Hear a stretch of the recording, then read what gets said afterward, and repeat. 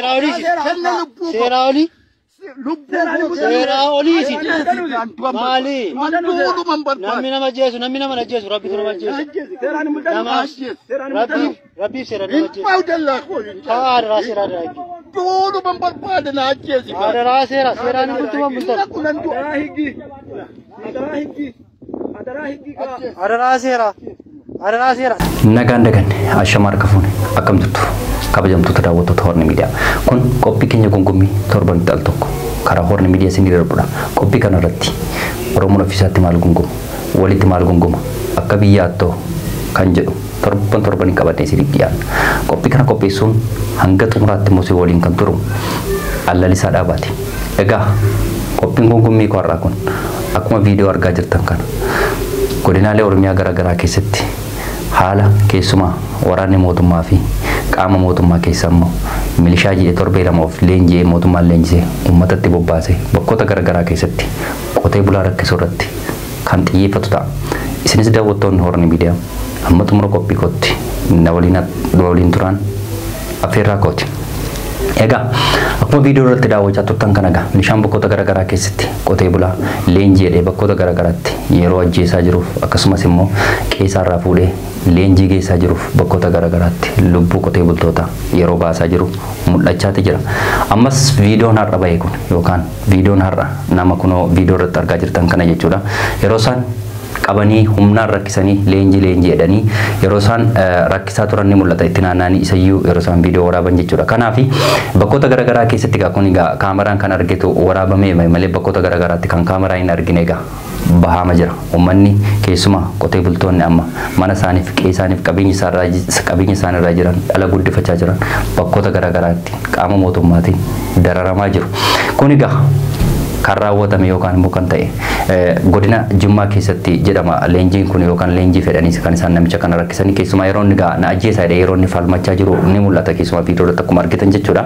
Na ajjeesaa hin deemu dallaaqoo keessaa hin ba'u yeroo inni jedhee dudubbatu ni mul'ata jechuudha. Jechuun of gadhiisee yeroo inni na ajjeesaa yeroo inni diriirfatee ni mul'ata. Kanaaf bakkoota garaa keessatti egaa ajjeechaan kun yoo fi doorsinni keessumaa milishaa leenjii jedhanii yeroo isaan qeessaaniif qabeenya isaanirraa humnaan fuudhanii yeroo isaan waraanatti gashaa jiranii fi lubbuu namoota hedduu yeroo isaan baasaa jiran ni mul'ata.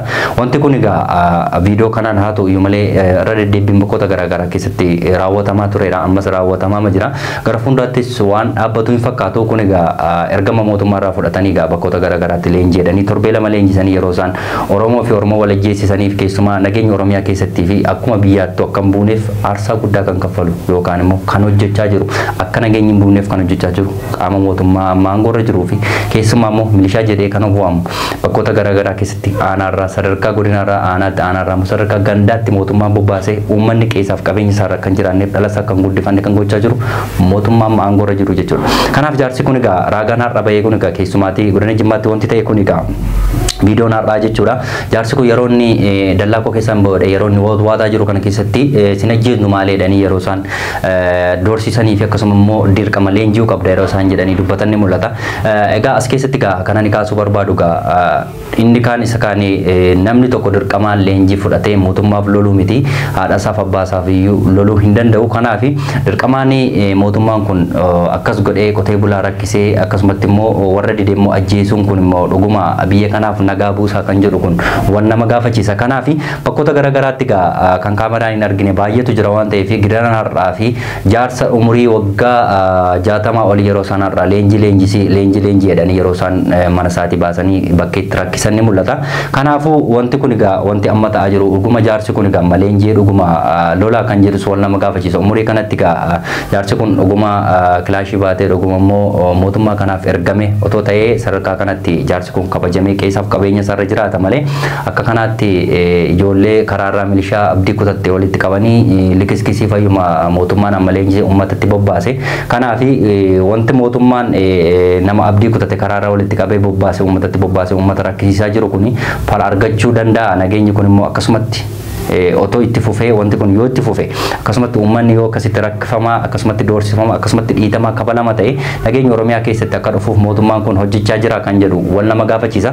Kanaafuu rakkinni amma deemaa jiru keessumaatti godinaalee garaagaraa keessatti bakkeewwan garaagaraatti gaa milishaa leenjii jedhanii dargaggeessa irraa kaasanii yookaan immoo qeerroof qarree irraa kaasanii yeroo isaan dirqama leenjii jedhanii sadarkaa poolisiitti jechuudha milishaa irraa kaasanii isa qotee bulaa keessaaf qabeenya isaa irra jiraatu milishaa godhanii leenjisuu dargaggeessa barumsa barachaa jiruu fi dargaggeessa baratee barumsa fixee bakkee jirus qabanii dirqama leenjii jedhanii yeroo isaan bakkoota garaagaraatti rakkisaa turan ni mul'ata yeroo darbe irraa kaasee jechuudha warra dide yeroo isaan birriitiin furaa turanis ni mul'ata. Kanaafuu rakkinni amma Oromiyaa keessatti ta'aa jiru keessumaa gama mootummaatiin wanti amma ta'aa jiru kun haalaan kan nama jibbisiisu keessumaa viidiyoon har'a bahee kun immoo kan namatti toluu fi ija namaatiin illee ilaalu wanta namatti tolu miti. Kanaaf gama mootummaatiin kan milishaan bakkeewwan garaagaraatti nama abdii kutate mootummaan leenjii uummatatti bobbaase kun rakkina guddaa kan itti ta'e uummatatti jechuudha. Biyyi kun akkan tasgabboone biyyi kun immoo waliigalee uummanni Oromoo waliigalee gandaa biyyaan kan qoodaa jiru milishaa abdii kutatte torbee lama leenjisee mootummaan uummatatti bobbaase wayyaa miliitariitti uffisee uummata doorsisiisaa jira jechuudha. Doorsisiisuu irra darbee sadarkaa dhiituuf kabaluu irra gahamee jira guyyaa har'aa jechuudha.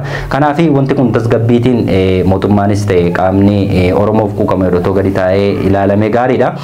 Kana sa'aatiin qabu fayyadamee wanta kan amma kana yoon jedhe yoon darbe qabxii koo lammaffaa yookaan gongommii koo lammaffaatti yeroon darbu immoo har'a godina Wallagga Lixaa keessatti dargaggeessa tokko keessumaa Finfinnee irraa bahee yeroo inni maatii isaa dubbisuuf achi dhaqetti magaala yookaan immoo hoteela keessatti waraanni mootummaa yookaan waraanni faashistii mootummaatiin waamamu kuni ajjeesanii jiru jechuudha guyyaa irraa hoteelatti jechuudha. Kanaaf egaa rakkinni kun bakkeewwan garaagaraatti egaa lubbuun dargaggeessa keessumaa lubbuun uummata Oromoo fi cubbuu Oromoon hojjete kun egaa wanta beekamu miti amma gammaatti jechuudha.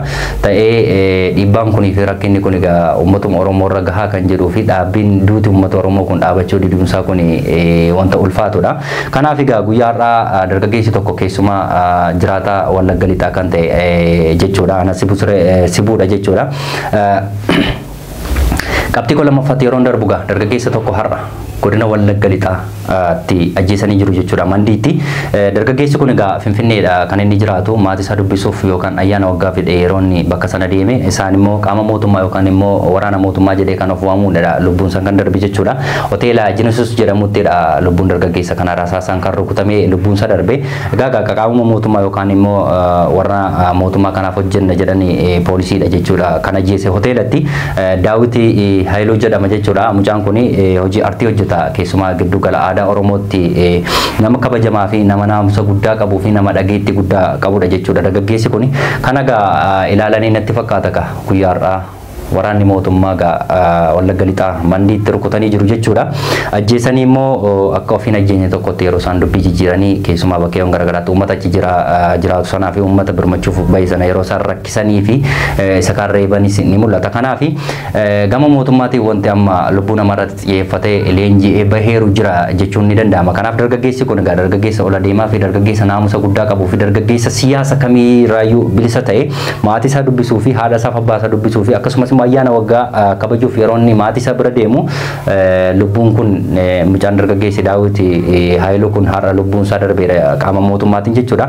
Kanaaf egaa gama tokkoon araara buusnu irreechaa gama tokkoon immoo dargaggeessa Oromoo isaaniif aarsaa guddaa kaffale bakkoota garaagaraatti egaa dargaggeessa hedduutu mootummaa kanaaf aarsaa kaffaleera. Gama tokkoon araara jechaa gama tokkoon nagaa buusnaa nagaaf hojjedhaa jechaa gama tokkoon immoo nagaan akka hin buuneef dargaggeessa kana bakkoota garaagaraatti isa qofaa miti bakkoota garaagaraatti dargaggeessa ajjeesaa jiru. Kanaaf egaa dargaggeessa kana ajjeesanii jiru guyyaa har'aa jechuudha Wallagga Lixaa mandiitti.